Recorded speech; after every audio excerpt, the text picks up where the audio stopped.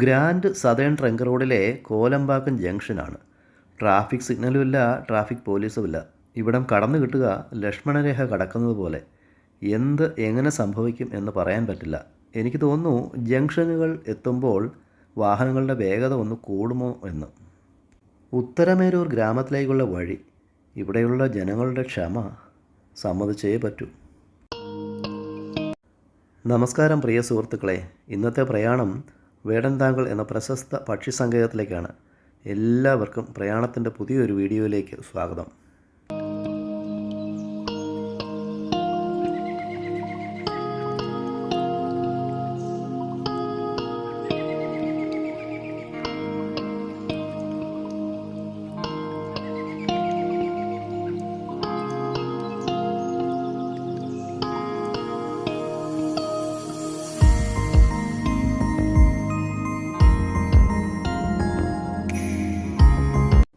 ചെന്നൈ തേനി ദേശീയപാത 32 ഒരു വിധത്തിൽ ദേശീയപാത കടന്നു ഉത്തരമേരൂർ ഗ്രാമത്തിലേക്ക് പോകുന്ന വഴിയിലാണ് വേടൻതാങ്കൾ പക്ഷി സങ്കേതം.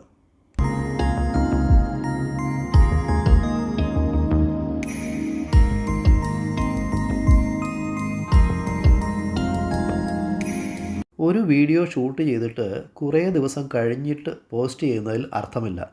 നല്ല പനിയും മൂക്കടപ്പും തൊണ്ടവേദനയും എല്ലാം ഉണ്ട് കേട്ടോ. എന്നാലും വോയിസ് ഓവർ നിങ്ങൾക്കെല്ലാം മനസ്സിലാകുമെന്ന് ഞാൻ വിചാരിക്കുന്നു. തമിഴ്നാട്ടിലെ റോഡുകളുടെ നിലവാരം കാണുമ്പോൾ സത്യത്തിൽ എനിക്ക് അസൂയയാണ് തോന്നുന്നത്. നമ്മുടെ നാട്ടിൽ ഇത്ര നല്ല റോഡുകളൊന്നും ഇല്ലല്ലോ എന്ന്. അടുത്ത ജംഗ്ഷനിൽ നിന്നും നേരെ പോയാൽ വേടൻതാങ്കൾ പക്ഷി സങ്കേതത്തിൽ എത്തിച്ചേരാം. വലത്തേക്ക് ഉത്തരമേരൂർ, ഇടത്തേക്ക് മധുരാന്തകം. ഭാഗ്യമുള്ള ജനങ്ങൾ പറയാതെ വയ്യ. എല്ലാ വഴികളും കുഴികളില്ലാതെ ഭംഗിയായി ടാർ ചെയ്തിരിക്കുന്നു. ഓരോ ചെറിയ ജംഗ്ഷനുകളിലും പക്ഷി സങ്കേതത്തിൻ്റെ അടയാളം വച്ചിട്ടുണ്ട്. വേടൻതാങ്കൾ പറവൈകൾ ശരണാലയം. നമ്മൾ പക്ഷി സങ്കേതത്തിനടുത്തെത്തിയെന്ന് തോന്നുന്നു. ഈ കാഴ്ചകൾ എങ്ങനെയുണ്ട്? കരിക്ക്, മാങ്ങ അരിഞ്ഞ് ഉപ്പും മുളക് പൊടി ഇട്ടത്, മുളപ്പിച്ച തേങ്ങ, വൈവിധ്യമുള്ള നാടൻ ആഹാര രീതികൾ. ഇതൊക്കെ കഴിച്ച് ശീലമുള്ളവർക്ക് സന്തോഷമാകും. പക്ഷി സങ്കേതത്തിൻ്റെ മുൻപിൽ ധാരാളം വാഹനങ്ങൾ പാർക്ക് ചെയ്യാനുള്ള സ്ഥലമുണ്ട്.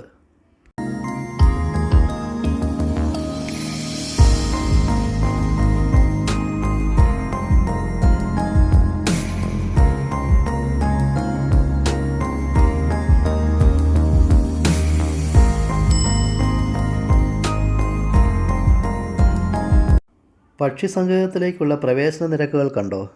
ഒരാൾക്ക് 10 രൂപ, കുട്ടികൾക്ക് 5 രൂപ. സാധാരണ ക്യാമറയ്ക്കും മൊബൈൽ ക്യാമറയ്ക്കും 50 രൂപ, വീഡിയോ ക്യാമറയ്ക്ക് 300 രൂപ. സഞ്ചാരികളോട് അനുകമ്പയുണ്ട്.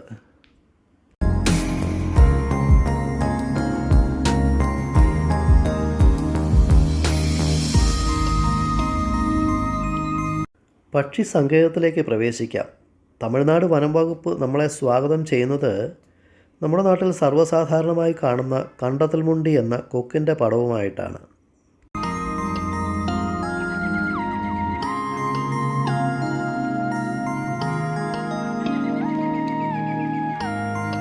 ഒരു സാധാരണ ജലാശയം. തെക്കും പടിഞ്ഞാറും ഭാഗങ്ങളിൽ ബണ്ട് നിർമ്മിച്ച് അതിനു മുകളിൽ പക്ഷി നിരീക്ഷകർക്കുള്ള നടപ്പാത, അതിനോട് ചേർന്ന് കുടിക്കുവാനുള്ള വെള്ളം, വിശ്രമിക്കുവാനുള്ള ചാരുബെഞ്ച്, മൂത്രപ്പുര സൗകര്യം എല്ലാം ഉണ്ട്.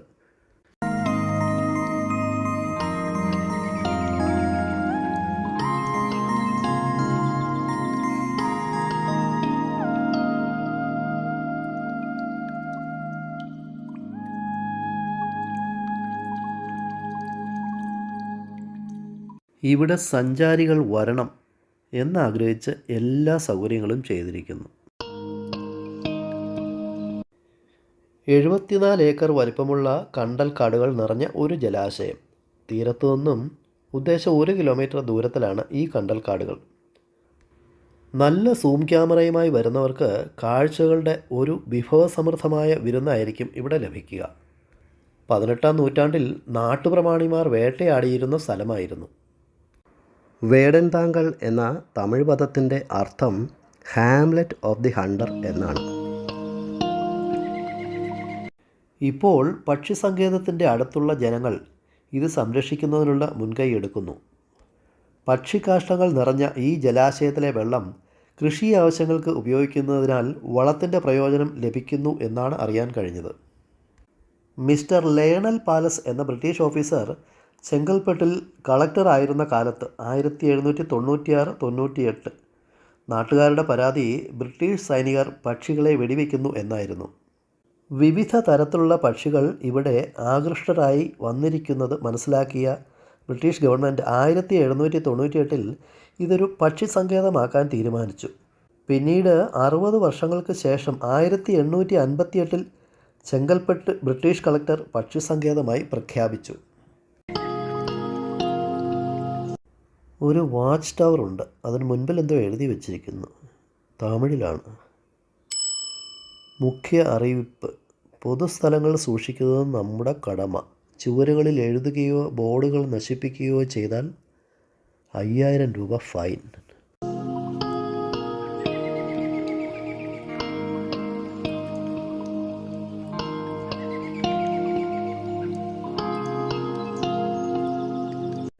നമുക്ക് വാച്ച് ടവറിലൊന്ന് കയറിയാലോ?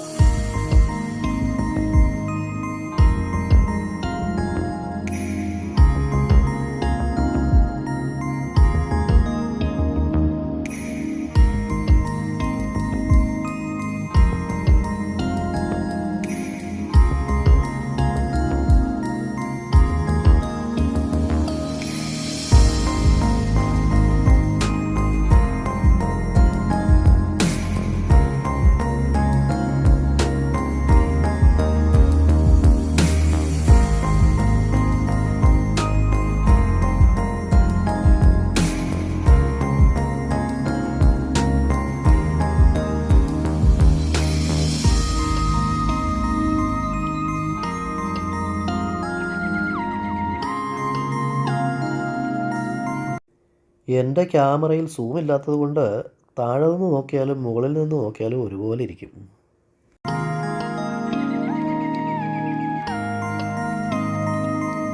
സാധാരണ കായലുകളിൽ കാണുന്ന നീർക്കാക്ക പണ്ട് സുലഭമായി കണ്ടിരുന്ന അടയ്ക്കാക്കുരുവി, വെള്ളക്കൊക്ക്, ചാരക്കൊക്ക്, പാതിരാക്കൊക്ക്, കുളക്കൊക്ക്, വാലനിരണ്ട, കടൽക്കാക്ക, വെള്ളഞ്ഞാറ എന്നിങ്ങനെ നമ്മുടെ നാട്ടിൽ പണ്ട് കണ്ടിരുന്ന ധാരാളം പക്ഷികളെ ഇവിടെ കാണാൻ സാധിക്കും. വിദേശ രാജ്യങ്ങളിൽ നിന്നും ദീർഘദൂരം പറന്ന് ഇവിടെ എത്തുന്ന മറ്റൊരു വിഭാഗം പക്ഷികളെയും ഇവിടെ കാണാം.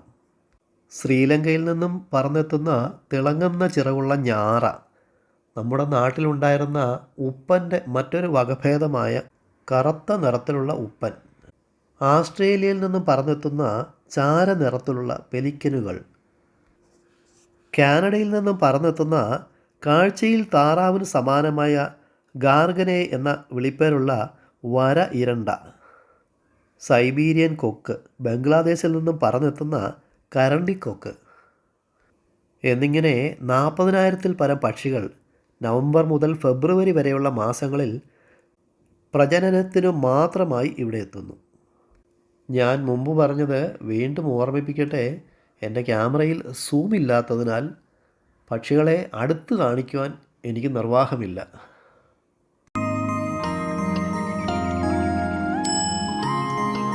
കുറേ പരുന്തുകൾ വട്ടമിട്ട് പറക്കുന്നുണ്ട്.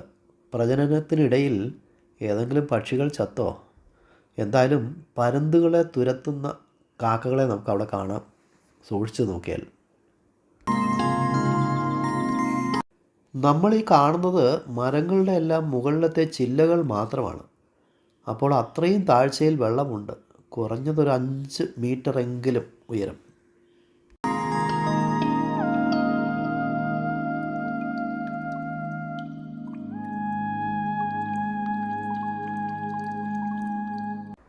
അഞ്ച് മീറ്ററോളം താഴ്ചയുള്ള ഈ ജലാശയത്തിൽ ധാരാളം ബാരിങ്ടോണിയ, അക്കേഷ്യ, നിലോട്ടിക്ക എന്നീ പന്തലിച്ച് വളരുന്ന മരങ്ങൾ ഉള്ളതിനാൽ പക്ഷികളുടെ കൂടുണ്ടാക്കലും പ്രജനന ആവശ്യങ്ങളും നടക്കുന്നു. ഗുവാനോ എന്നറിയപ്പെടുന്ന പക്ഷി വിസർജനം ജലത്തെ സമ്പുഷ്ടമാക്കുകയും ഇവിടുത്തെ കർഷകർക്ക് വിളവുകൾ വർദ്ധിക്കുകയും ചെയ്യുന്നു.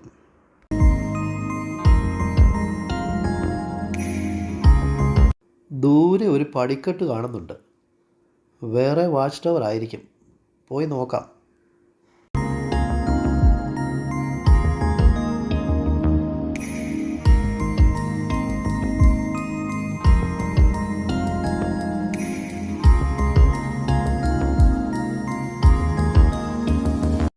നേരത്തെ നമ്മൾ കയറിയത് ഏകദേശം 40 അടി പൊക്കമുള്ള ഒരു വാച്ച് ടവർ ആയിരുന്നു. ഇത് അത്രയൊന്നും ഇല്ല കേട്ടോ. ഇതൊരു 10 അടി ഉയരം കാണും. ഈ ചെറിയ വാച്ച് ടവറിൻ്റെ അവിടുന്ന് ഇനി ഒരു 100 മീറ്റർ കൂടെ സഞ്ചാരികൾക്ക് സന്ദർശിക്കാനും സഞ്ചരിക്കുവാനും അനുവാദമുള്ളൂ.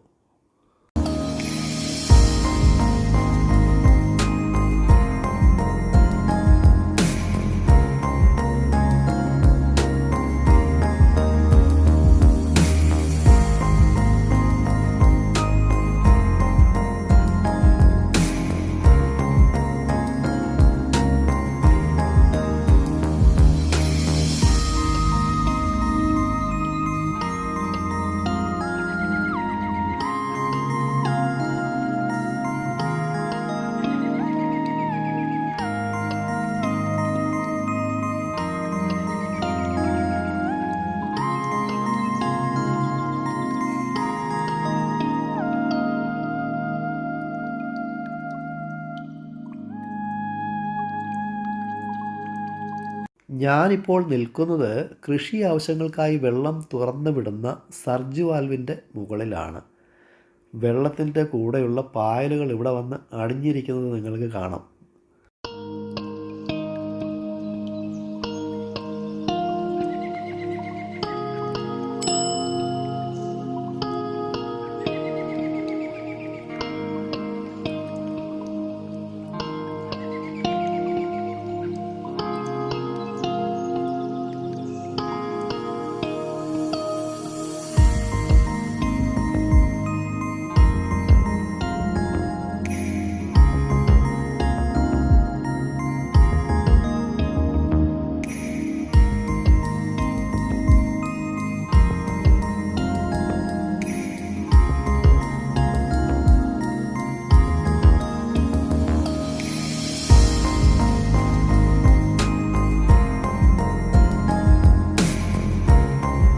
സഞ്ചാരികൾക്ക് സഞ്ചാര സ്വാതന്ത്ര്യം അനുവദിച്ചിട്ടുള്ള അവസാന സ്ഥലത്താണ് നമ്മളിപ്പോൾ എത്തിയിരിക്കുന്നത്. ഇനി തിരികെ നടക്കാം. പ്രത്യേക കാഴ്ചകളൊന്നും ഇനിയില്ല എന്നാണ് എനിക്ക് തോന്നുന്നത്.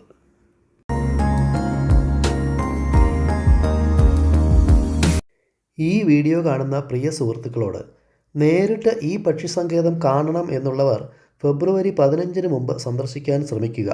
അത് കഴിഞ്ഞാൽ പക്ഷികളുടെ വൈവിധ്യം കുറയും. പിന്നീട് അടുത്ത വർഷം നവംബറിന് ശേഷമേ നമ്മൾ കണ്ടിട്ടില്ലാത്ത പല പക്ഷികളെയും കാണാൻ സാധിക്കുകയുള്ളൂ. ഈ പറഞ്ഞ കാര്യം നിങ്ങളുടെ ശ്രദ്ധയിൽ കൊണ്ടുവരാൻ വേണ്ടിയാണ് ഈ വീഡിയോ ഞാൻ ഇപ്പോൾ പബ്ലിഷ് ചെയ്യുന്നത്.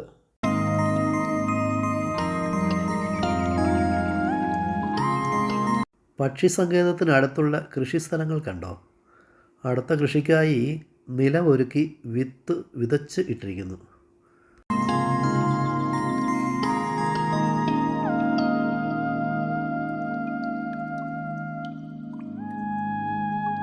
ഈ വയലിലേക്ക് നോക്കൂ. ഒരു വിഭാഗം വെള്ള കൊക്കുകളെ നമുക്കവിടെ കാണാം. പക്ഷി സങ്കേതത്തിലല്ല കേട്ടോ, അതിൻ്റെ പുറത്തുള്ള വയലിലാണ്. നെൽകൃഷിയും കന്നുകാലി വളർത്തലുമാണ് ഇവിടെയുള്ള സാധാരണ ജനങ്ങളുടെ ജീവിതമാർഗം.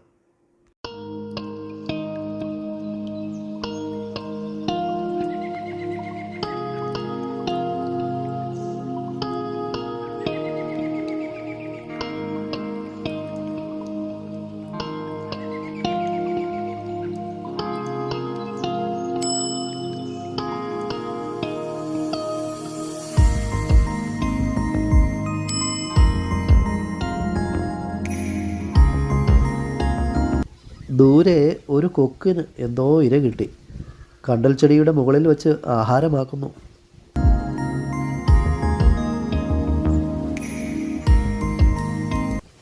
വീഡിയോ ഇഷ്ടമായോ? എങ്കിൽ മറക്കല്ലേ. വീണ്ടും മറ്റൊരു വീഡിയോയിൽ. Good bye.